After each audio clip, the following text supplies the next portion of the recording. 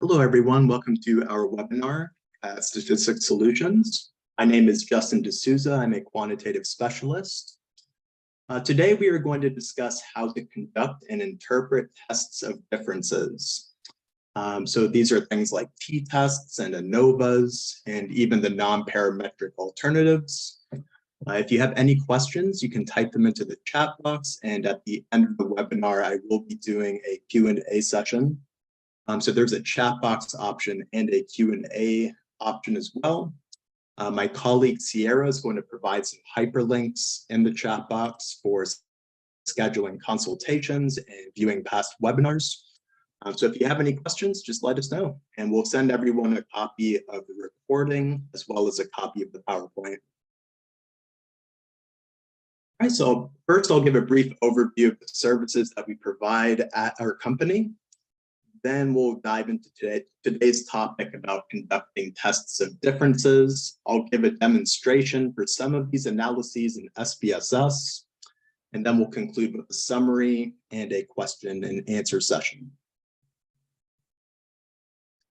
Okay, our company assists with virtually every part of the dissertation journey, starting with topic development, framing research questions, identifying a gap in the literature, pinpointing a purpose and a problem statement. And we have both methodologists and we have literature review specialists. On the methodology side, we have qualitative and qualitative experts. So depending on what school you go to, the typical format for a dissertation is a 5-chapter format, with the introduction, literature review, and methodology being the proposal chapters. And then the last 2 chapters are the results and the discussion. So we can help, as I said, frame your research questions, pinpoint what are the best statistical analyses to address those questions. We can help find articles to support your research and justify your research design and methodology. We can calculate a power analysis for you to determine the minimum sample size that you need to target. And we also assist with data entry templates, and we can host a survey for you. We have a SurveyMonkey account at our company in which we can host and upload a survey. And then for the results, you really just need to send us your data, your research questions, and your data analysis plan. And we can generate an APA write-up for you for the findings. And then we conclude with the discussion chapter, PowerPoints for both proposal and final defenses. And we can help to condense your dissertation into a journal publication for submission. So if you have any questions, you can give us a call at 727-442-4290. Or you can use the link that Sierra put in the chat box to schedule a free consultation. All right, so we're focusing on tests of differences in this webinar. And before you get to that point, you first need to have your research questions set in stone. And then you need to check your parametric assumptions. The most important assumption is the assumption of normality. Most parametric techniques require the data to follow a bell-shaped distribution.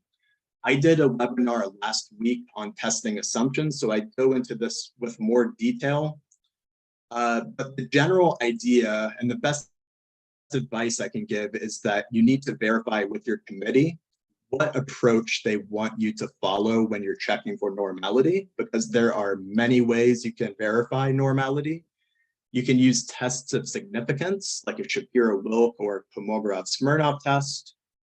But you can also use skewness and kurtosis stats, and you can visually interpret with scatter plots or histograms. I prefer using tests of significance because it's more of an objective determination, whereas looking at histograms is more of a subjective determination for normality. And the most common approach is if you don't meet the normal distribution for your data, you can shift to non-parametric techniques. Most parametric analyses have an alternative that you can run as a backup. And we'll look at that on the next slide. applied. Now, if you have a really large sample size, then you can apply the central limit theorem. Central limit theorem states that the larger your sample tends to be, the more it will approximate a bell-shaped curve. And this citation has been my go-to for years. That if you have at least 50 cases in your data set, 50 rows of data or 50 participants, then violations of normality are not problematic. And you can proceed with your original analysis. So here's the reference for that citation at the bottom. Right, as I mentioned, every parametric technique tends to have a non-parametric alternative, especially for tests of differences. So say that you're proposing to run an independent sample t-test and the assumptions are not coming out ideal.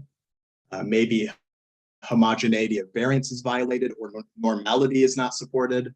Then you can run a Mann-Whitney U-test as a backup or an alternative altogether. Similar idea with an ANOVA. If assumptions are not supported, you can run a Kruskal-Wallis as a backup.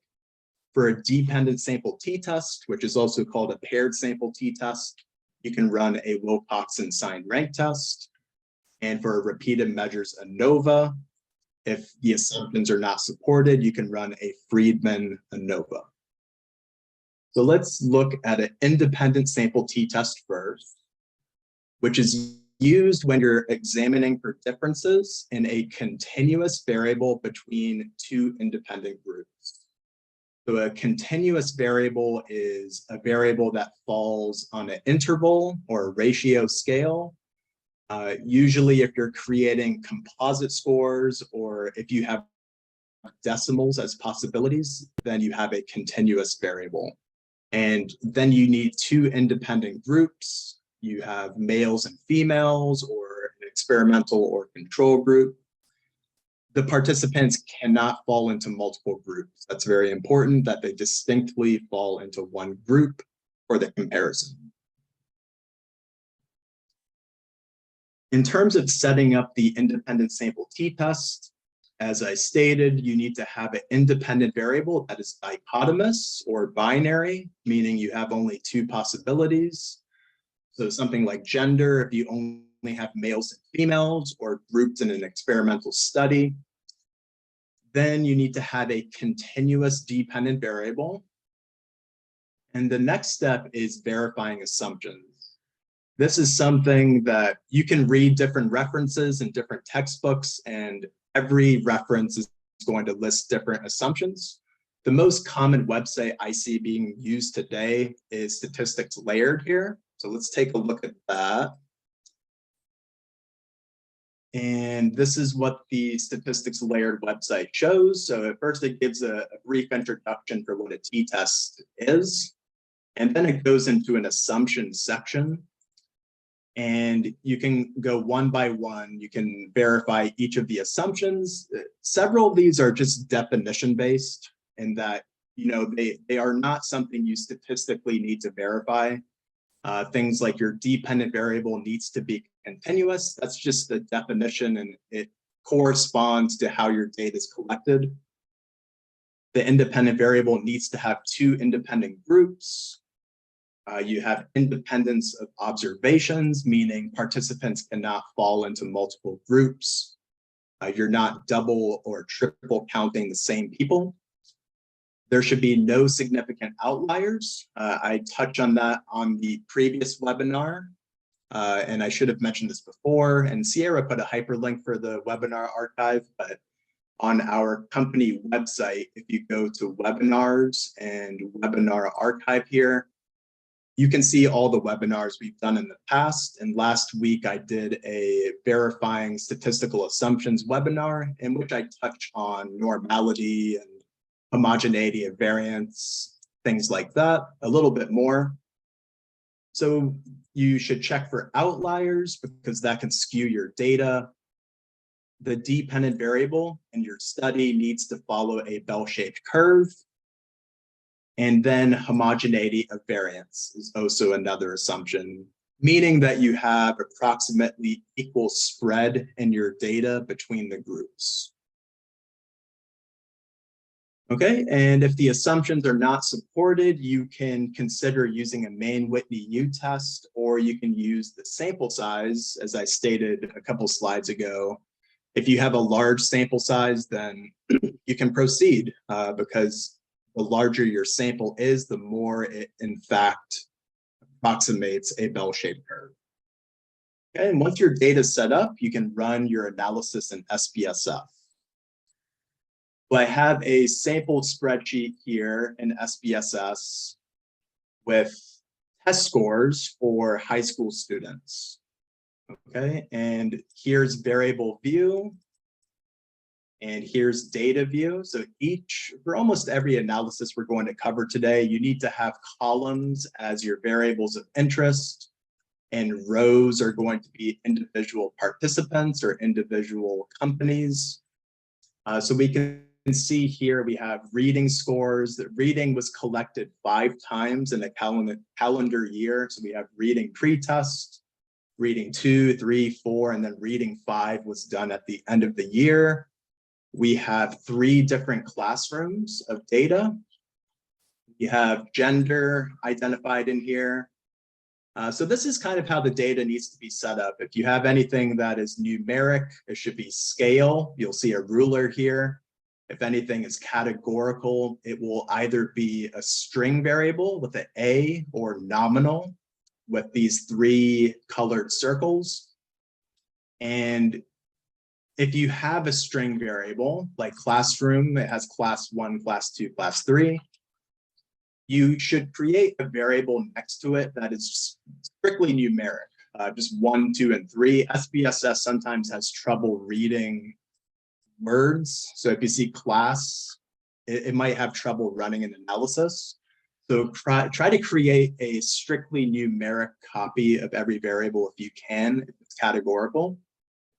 Same thing with gender here, male and female. I just created a variable next to this, gender recode, that is 1 being coded for male and 2 being coded for female. And you can identify those designations under values here. So class recode, and then I just identify what 1, 2, and 3 mean. Same with gender, 1 and 2, male and female, respectively. Okay, so say we are running a t-test, and the research question is there a significant difference in math and science scores by gender? We would do a t-test here because we have continuous data for math and science, but we are also comparing only 2 groups. We have males and females here. We had, if you have male, female, and other, that's where you cannot run a t-test. You would have to most likely run an ANOVA because you have 3 groups. We will discuss ANOVAs next. Because we only have males and females, we can do an independent sample t-test here. So what you do is you go to Analyze and Compare Means and Independent Sample t-test. And then you put in your dependent variables in this top box right here. So let's say we're doing math and science. And then you put in your independent variable in the grouping variable box at the bottom here. Then you need to define your groups, which click this box. 1 is male, 2 is female. That's good to go. Click Continue and click OK. And this is what the t-test will present. Okay, so at the top, you can see math scores and how males and females scored respectively. Here are the mean values for math, and then here are the mean values for science. And you can see the sample sizes in each group. Quite an important point for running t-tests or tests of differences is that you have approximately an equal sample size between your groups. You don't want to have 3 males and 90 females. It's not going to give you a meaningful comparison. So you want to be within a good ballpark for the same sample size. All right, so then the next thing is interpreting homogeneity of variance, and that is covered under this column here, Levine's test. And for most statistical assumptions, Shapiro-Wilk, Kolmogorov-Smirnov tests for normality, and Levine's test for equality of variance, significance is not an ideal finding for this test, meaning the p-value is below 0.05. If it is below 0.05, then the assumption is usually not supported. Because the p-values are greater than 0.05 here, we do meet the assumption for equality of variance. And that's an important distinction because then you interpret the respective row. Okay, so because we met the assumption here for equality of variance, we are going to interpret this top row for the t-test. Equal variance is assumed. We go all the way across the row, and this is the test statistic you would report for the t-test, negative 1.269. Here are the degrees of freedom, and here is the p-value. The p-value here is greater than 0.05, meaning that we don't have a significant difference in math scores between males and females. Science scores, again, first you check equality of variance. The assumption is supported because we have non-significance. Then we use the equal of variances assumed row. We go across, and we can see this is our test statistic, negative 1.80. Degrees of freedom are 148, and the p-value here is 0.073. So that is technically not significant, but you probably have a talking point because this is approaching 0.05. So while it's not statistically significant, it may be practically significant, and that you do have a talking point that there may be a sizable gap, math or science scores, between males and females. We can see females scored about 2 points higher on science compared to males. Okay, so that could go in your discussion. So that's a t-test. Now assume that the assumptions were not supported, or you decided to do a non-parametric alternative. That is where you go to analyze, and then non-parametric tests. Then you go to legacy dialogues. There's quite a few menus for this one. So non-parametric tests, legacy dialogues, and then 2 independent samples. And you do the same thing. Okay, we did math and science. Those go in the top box. Gender will go in the bottom box here. Again, you have to define your groups as 1 and 2. And just make sure that this box is checkmarked, Mann-Whitney U-test. By default, it should be checkmarked. And then click OK. All right, so what we can see here is that it presents mean ranks as opposed to mean scores, okay? And this will also give you a p-value. So for math scores, we do not have a significant difference. However, for science scores, now we do see a significant difference. So this is a case where I would potentially report both the t-test and the Mann-Whitney U-test. For one, we saw that the p-value was approaching significance up here. And the Mann-Whitney U-test confirms that we do, in fact, have a significant difference between males and females. You can see the mean ranks are quite sizable now. There's a large gap between males and females.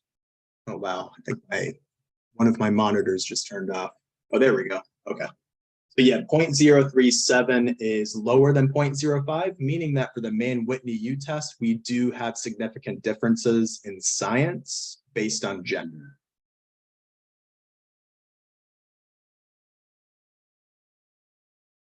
All right, the next test family is an ANOVA, which stands for Analysis of Variance.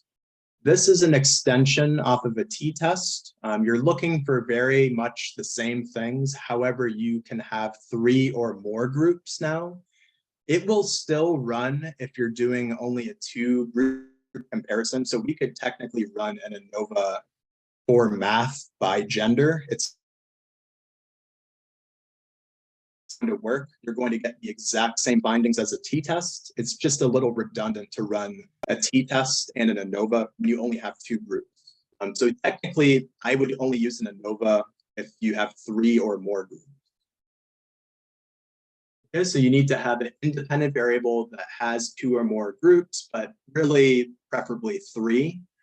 So examples of this would be if your independent variable is ethnicity, where you have multiple possibilities, white, Black, Asian, Hispanic, or location in the US, or multiple classrooms that you're comparing. You also need to have a continuous dependent variable, just like the t-test. Then you can check for the assumptions of an ANOVA, which are very much the same as a t-test. And if the assumptions are not supported, then you can run a Kruskal-Wallis test. Let's take a look at an ANOVA using the same data.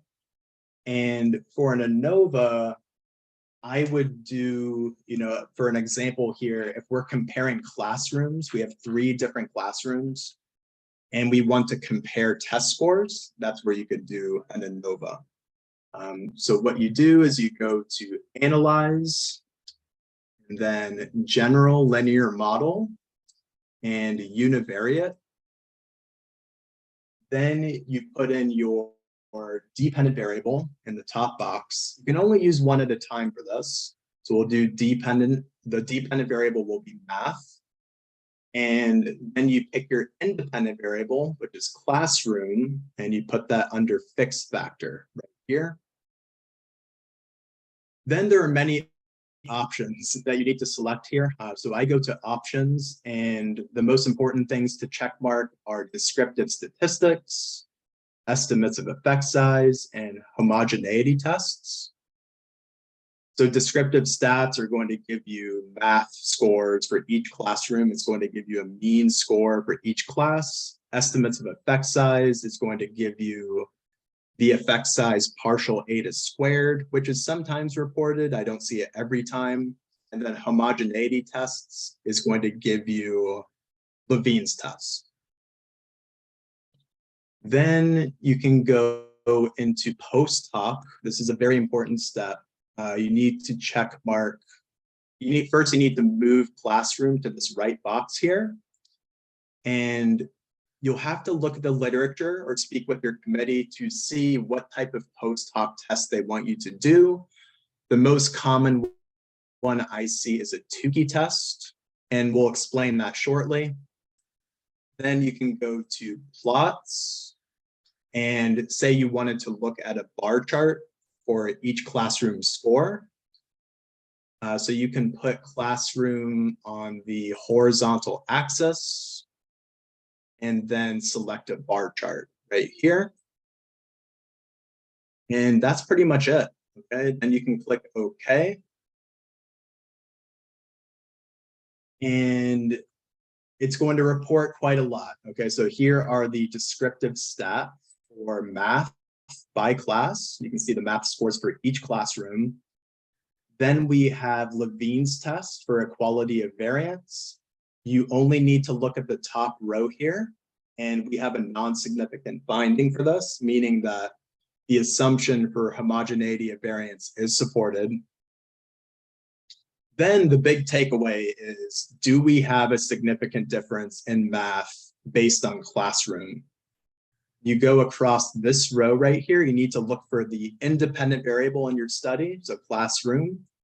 Go all the way to the right, and you will report your F statistic right here, and the p-value, and the partial eta squared. I sometimes see that reported, not all the time. The p-value is significant. We have a p-value that is less than 0.001, which is in turn less than 0.05. So that means we do have significant differences in math between class 1, class 2, and class 3. That's almost the full story, but we want to know what classrooms are different than one another. Is class 1 different than class 2? Is class 1 different than class 3? And is class 2 different than class 3? So we have 3 additional comparisons we need to run, and those are the post hoc tests. And in this table, it's going to look at every combination. So we can see class 1 versus class 2. Is there a significant difference? You look at the p-value right here, and it tells us that yes, we do have a significant difference in math between class 1 and class 2. So you can scroll back up to your descriptive statistics right here, this table right here, and we can say that class 1 for math was 85.21, and for class 2, it was 81.26, meaning that class 1 scored significantly higher than class 2. Then you look at the next comparison, class 1 versus class 3. The p-value here is 0.236, greater than the cutoff for significance of 0.05. So we do not have a significant difference in class 1 and class 3. So again, scroll up here, and we can see class 1 and class 3, 85.21 versus 87.51. While there is a difference there, about a 2-point gap, it was not a significant difference. Then we have one additional comparison. You'll notice that they repeat. Okay, so we have class 1 versus class 2 here, but we also have class 2 versus class 1. It is the same thing. You'll see the p-values are exactly the same, so you don't need to double report them. We just need to look for the last combination that we have not examined, which is class 2 and class 3. So we go class 2, class 3. Let's look across the row, and we do see a significant p-value for this one, meaning that class 3, which was 87.51, had significantly higher math in comparison to class 2, 81.26. About a 6-point gap there. And then at the very bottom, you'll see a bar chart for the scores. All right, so that's an ANOVA. The next comparison that you can do is looking at changes over time. And if you're doing a paired sample t-test or a dependent sample t-test, you're comparing a pre-test value to a post-test value. Distinctly only 2 points in time, pre and post. To run this test, you need to have one matched dependent variable that is measured 2 times. Again, you can check for the assumptions at the statistics layered website. If the assumptions are not supported, then you can run a Wilcoxon signed rank test as a backup. And I forgot to show the non-parametric or an ANOVA. So we'll come back to the paired t-test in just a second. So we'll go to Analyze, Non-Parametric Tests. And for this, for say an ANOVA was violating assumptions, then you need to run a Kruskal-Wallis test potentially. So non-parametrics, legacy dialogues, and K independent samples. The K just means it can be any number. All right, and then this box comes up, and we do the same thing. We put math up here, classroom down here, define the range. Not sure, okay, here it is. So we had 3 classrooms, right? We'll put 1 in this box and 3 in this box, and then make sure Kruskal-Wallis is checkmarked. It should be by default, and click OK. And it's going to give you a p-value for if there's a significant difference in the mean ranks of math based on classroom. And just like the ANOVA, we saw that there was a significant difference. Okay, so back to the paired t-test, which is when you're doing a pre and post. So I do have an example here for that. Reading was measured at pre-test at the beginning of the year, and it was measured at the post-test. So you need to note how the data is organized for this. This one row has the participants pre-test and it has the participants post-test. You need to have a way to match participants between your pre and your post, so you can put the data on the same row. Okay, so you might have to give an ID at the beginning of the process or connect people with their email address. That's a common approach as well. Right, for a paired t-test, we will go to compare means, and we'll do a paired sample t-test. And all you have to do is put in your pre and post. Pre-test, post-test, move it to the right box here, and click OK. And this is going to tell us, do we have a significant change in reading over time between reading 1 and reading 5? And we can see there was about a 4-point gap between pre and post. Then we look at this table right here, paired sample t-test, go across the row to the t statistic. This is what you would report along with the degrees of freedom. And we do have a significant change in reading scores over time, p-values below 0.05.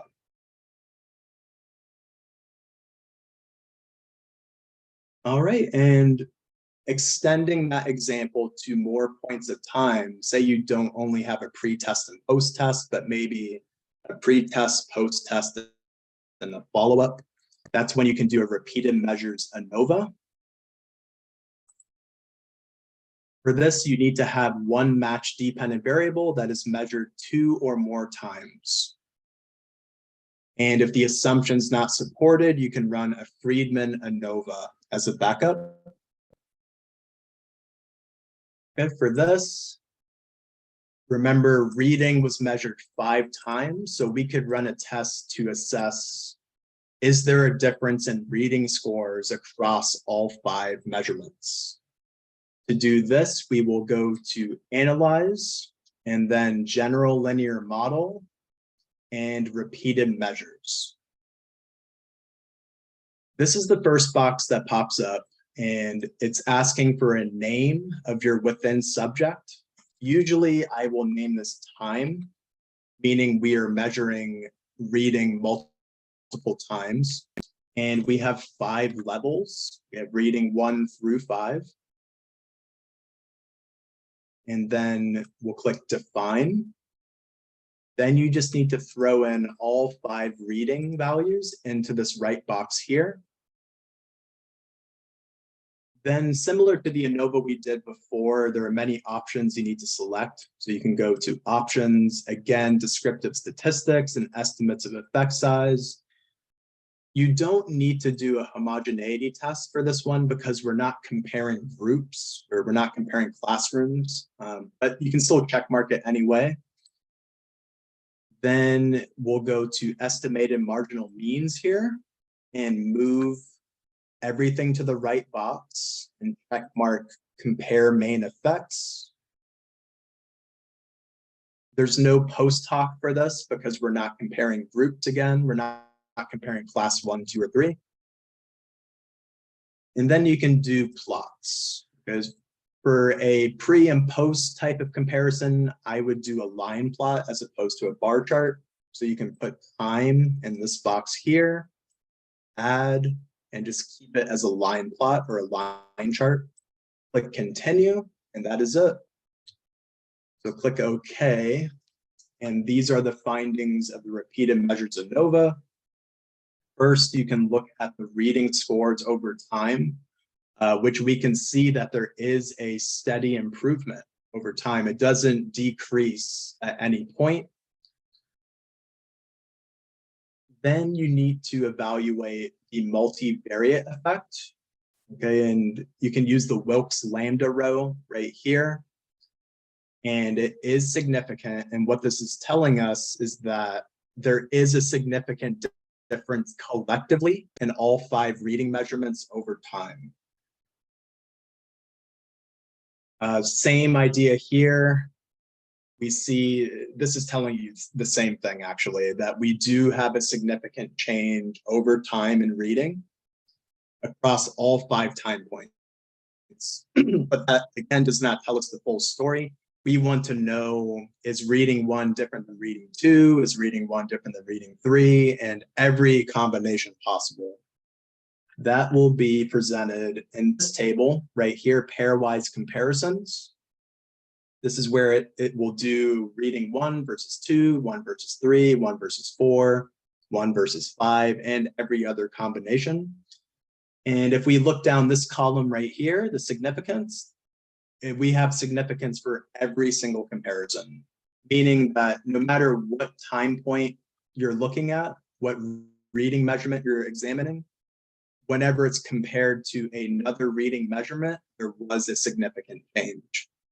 So clearly we do see a significant improvement in reading, and every combination of pairs was significant as well. All right, and the 2 non-parametric alternatives for this. First, the paired t-test. You can use a Wilcoxon sign rank test. All right, you go to Analyze, Non-Parametric Tests, Legacy Dialogues, and 2 related samples, meaning you just have a pre and post. And we did reading 1 and reading 5 for the paired t-test. Make sure that Wilcoxon is checkmarked. Then click OK. And again, we do see a significant change in reading over time between pre and post specifically. Then for the repeated measures ANOVA, the non-parametric backup to that, select this option here, K-related samples. And then you select reading 1 through 5, move it to the right box, make sure that Friedman is checkmarked. And again, we do see a significant change over time in reading. All right, you can get a little more complicated with the ANOVAs. You can run, differences over time and by groups. That's when you run a mixed model ANOVA. And for that, it's set up very much the same way. What you do is you go to, this is if you're doing a true experimental study, usually if you have treatment and control groups, but you also have pre-test and post-test comparisons. So for this, you go to General Linear Model, and you select repeated measures again. Then go to Define. The only difference is that you add your grouping variable, if it was treatment or control, or if you wanted to compare genders, you put that in this box right here, mean subjects effects. And that is going to give you a mixed model ANOVA. Which is looking for differences over time and by group. So you can see how it's set up a little differently. We have reading 1 scores for males and females.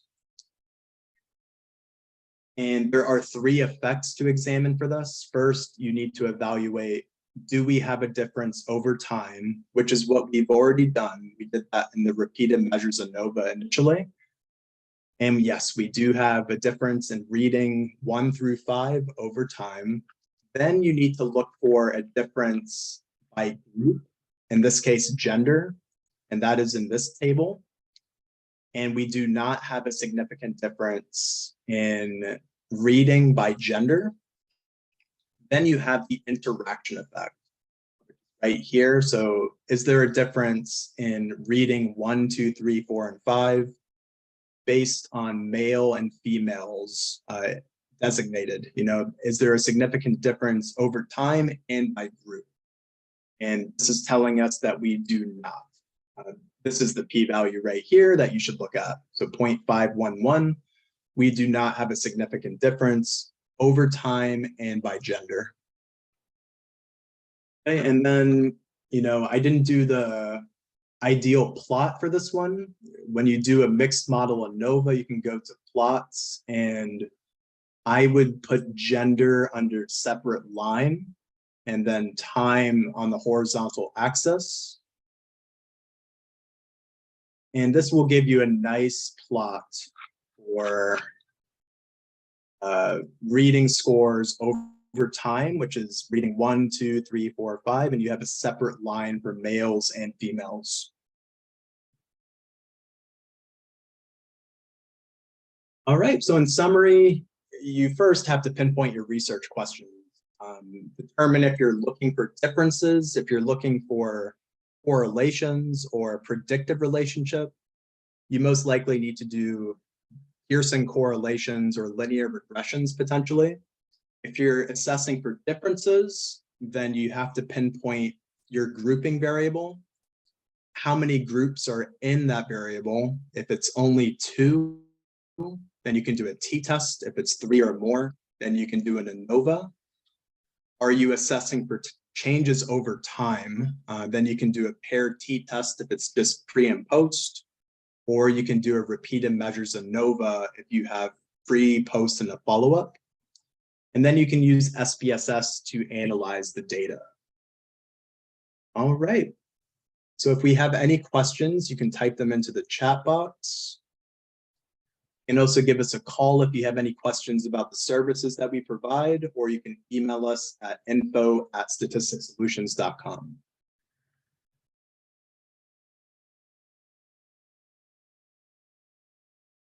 Okay, let's see. I see we have a question from April. For violations of normality, is it 50 per group or for the entire data set?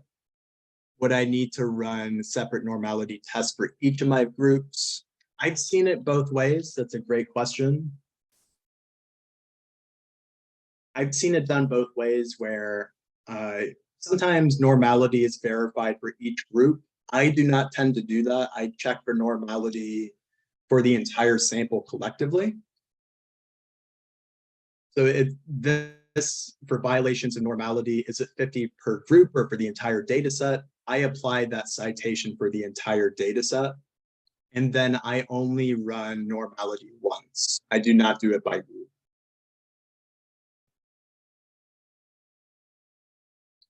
We have a question here.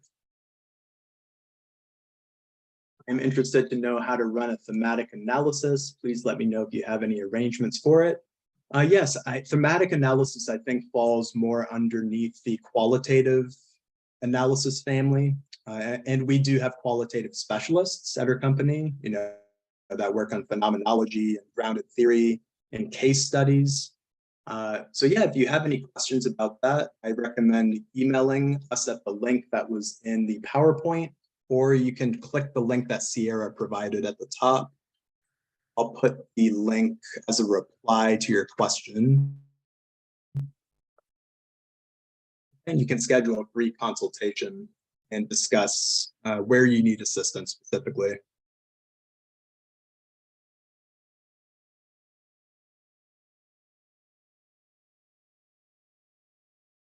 Do we have any other questions?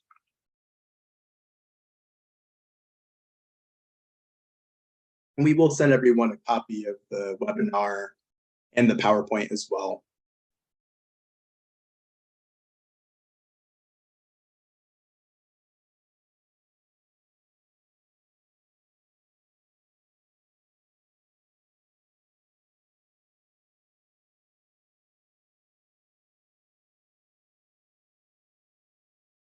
We had a follow-up question from April about the normality check. So if my groups have different variances, would that justify 3 normality tests? I treat them completely separate. So homogeneity of variance is its own thing. I would still run a Levene's test separately, and then just do 1 Kolmogorov-Smirnov test or 1 Shapiro-Wilk test. I don't tend to split tests. I think you can just do 1 collectively. It's going to depend on your committee, though. I would check with your committee, maybe an example that your methodologist or your chair has worked on. We'll have good examples to show what you should do.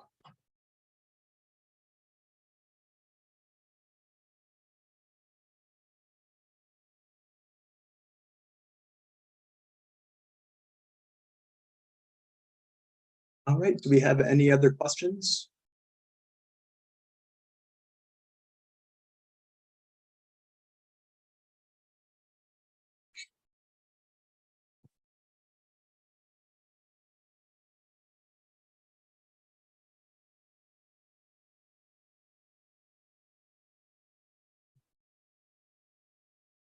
Okay, I'll stay on for a few more minutes if we have any additional questions.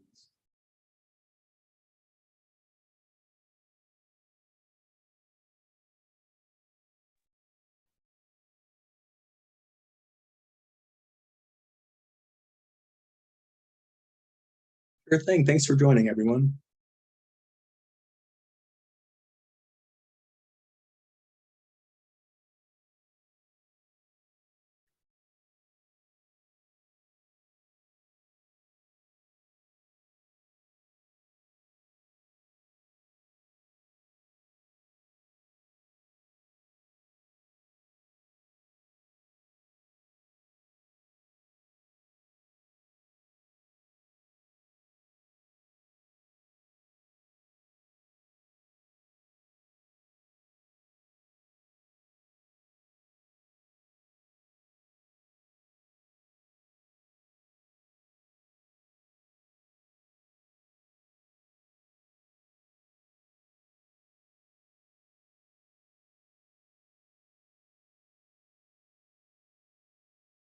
Okay, well, thank you for joining, everyone, and come join us for the future webinars. Give us a call or email us if you have any questions about the services, and we'll be in touch. Have a great day. Take care.